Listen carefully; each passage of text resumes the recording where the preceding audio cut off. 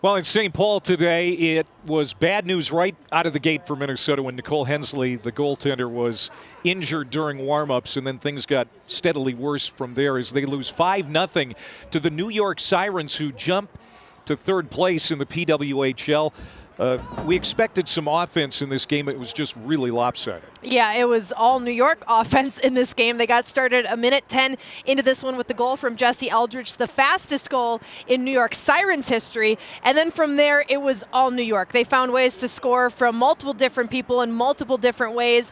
So they had the offense going, but they also had the other side of the ice locked up as well. Schroeder picks up her first shutout of the season, the first shutout in the PWHL in general this season. And she had to make some tough saves. Minnesota obviously didn't have a lot of key players that often generate offense, but they still had some good looks in this one. They threw 26 shots on net at Schroeder, forcing her to stop all 26 of them. And especially late in the game when Minnesota was looking for just anything to go their way, she was still able to shut the door on them and help her team to a really big statement win here today in downtown St. Paul. That was her first shutout since the league's first game, that win against Toronto back on New Year's Day of last season.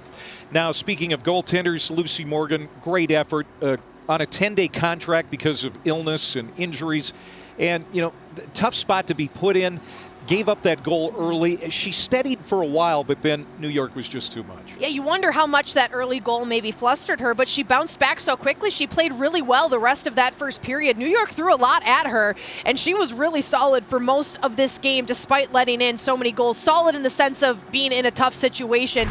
She stood tall. The power play, though, was definitely tested here, and the New York Sirens able to put a lot at her, including 2 goals on 3 opportunities, 5 shots in those 3 opportunities. And anytime you lose the special teams battle, it makes it that much harder to win the game. And New York won the special teams battle here today. They didn't even take a penalty until later on in this game, so they were very disciplined and capitalized when they needed to. I made the comment during the broadcast, but on penalty kill, your goaltender needs to be your best player, and that's a tough ask when already she's a little flustered being thrown in so late into this one, just moments before puck drop, finding out she was getting the start here today. So a tough day all around for Minnesota, and New York Sirens did what they needed to do and capitalized on a weak Minnesota team here today. The Sirens know what they're going to get from Carpenter. They're really beginning to know what they're going to get game to game from Fillier. A couple of players that really stood out there. Jessie Eldridge, 3 points. Abby Rock, who's been a little quiet. The veteran had a couple of points. So New York is really